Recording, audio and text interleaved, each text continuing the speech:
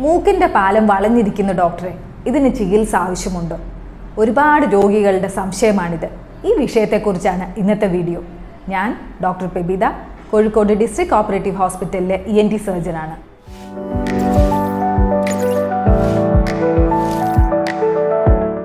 മൂക്കിൻ്റെ പാലത്തിൻ്റെ വളവിന് deviated nasal septum എന്നാണ് ഡോക്ടർമാരുടെ ഭാഷയിൽ പറയുന്നത്. പുറമേ നിന്ന് കാണുന്ന മൂക്കിനെ രണ്ടറകളായിട്ട് തിരിക്കുന്ന ഒരു ഭിത്തിയാണ് ഈ നേസൽ സെപ്റ്റം. ഈ നേസൽ സെപ്റ്റത്തെ 3 ഭാഗങ്ങളായിട്ട് തിരിക്കാം. ഈ ഭിത്തിയിൽ എല്ലുമുണ്ട്, തരുണാസ്ഥിയുമുണ്ട്. അപ്പോൾ തരുണാസ്ഥി മാത്രമുള്ള ഏറ്റവും മുമ്പിൽ കാണുന്ന പോർഷനെ കൊളുമെല്ലാർ സെപ്റ്റം എന്ന് പറയുന്നു. അതിൻ്റെ തൊട്ട് പിന്നിലായിട്ട് തരുണാസ്ഥിയും എല്ലുമൊന്നുമില്ലാത്ത ഒരു ഭാഗമുണ്ട്, മെംബ്രേനസ് സെപ്റ്റം. അതിൻ്റെ പിന്നിലായിട്ടാണ് സെപ്റ്റം പ്രോപ്പർ എന്ന് വിളിക്കുന്ന വലിയൊരു ഭാഗമുള്ളത്. ഇതിൽ കാർട്ടിലേജ് അഥവാ തരുണാസ്ഥിയുമുണ്ട്, എല്ലുമുണ്ട്.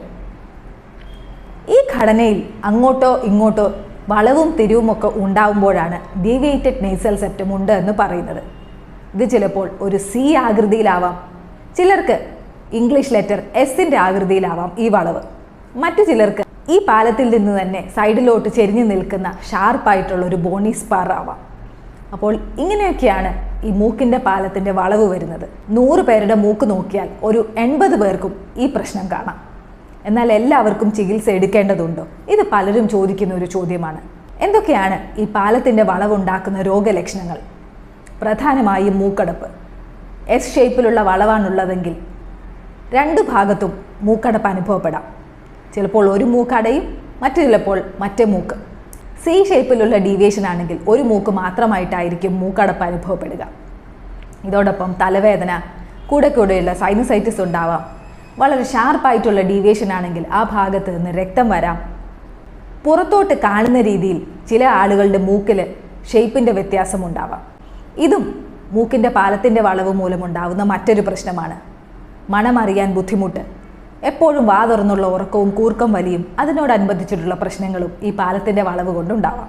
പാലത്തിൻ്റെ വളവുള്ള എല്ലാവർക്കും ചികിത്സ ആവശ്യമുണ്ടോ? തീർച്ചയായിട്ടും ഇല്ല. ഇതുമൂലമുള്ള രോഗലക്ഷണങ്ങളുള്ളവർക്ക് മാത്രമാണ് നമ്മൾ ചികിത്സ എടുക്കേണ്ടത്. ചിലപ്പോഴൊക്കെ ചില തുള്ളിമരുന്നുകളും അലർജിയുടെ മൂക്കിലൊഴിക്കുന്ന സ്പ്രേയും കൊടുത്താൽ ഈ പ്രശ്നത്തിനൊരു പരിഹാരം കിട്ടും. എന്നാൽ രോഗലക്ഷണങ്ങൾ സ്ഥിരമായി നിലനിൽക്കുന്നുവെങ്കിൽ മൂക്കിൻ്റെ പാലം കറക്റ്റ് ചെയ്യാനുള്ള സെപ്റ്റോപ്ലാസ്റ്റി എന്ന സർജറി ആവശ്യമായിട്ട് വന്നേക്കാം. ഓരോ പാലവും വളഞ്ഞിരിക്കുന്ന അനുസരിച്ചിട്ടാണ് ഈ സെപ്റ്റോപ്ലാസ്റ്റി സർജറി ചെയ്യുന്നത്. വളരെ എളുപ്പത്തിൽ ചെയ്യാവുന്ന ഒരു പ്രൊസീജിയറാണ് ഈ സെപ്റ്റോപ്ലാസ്റ്റി. മൂക്കടപ്പ് ചികിത്സിക്കാതിരുന്നാൽ എന്തൊക്കെ സംഭവിക്കാം? മൂക്കടപ്പ് കുറേ കാലം നീണ്ടു നിന്നാൽ സൈനസൈറ്റിസിലേക്ക് മാറാം. ഈ സൈനസൈറ്റിസ് വന്നു കഴിഞ്ഞാൽ കൂടുതൽ കോംപ്ലിക്കേറ്റഡ് ആയിട്ടുള്ള എൻഡോസ്കോപ്പിക് സൈനസ് സർജറിയിലേക്ക് രോഗി പോവേണ്ടി വന്നേക്കാം.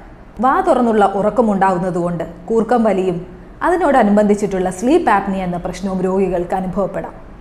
അപ്പോൾ ഇതൊക്കെയാണ് ഡീവിയേറ്റഡ് നേസൽ സെപ്റ്റം എന്ന പ്രശ്നത്തെക്കുറിച്ച് മനസ്സിലാക്കേണ്ട കാര്യങ്ങൾ. മൂക്കടപ്പ് എന്തുകൊണ്ടുണ്ടാവുന്നു എന്നൊരു വീഡിയോ മുമ്പ് ചെയ്തിട്ടുണ്ട്. ആ വീഡിയോയുടെ ലിങ്ക് ഡിസ്ക്രിപ്ഷനിൽ കൊടുക്കുകയും ചെയ്യാം. താല്പര്യമുള്ളവർ അതൊന്ന് കാണുക.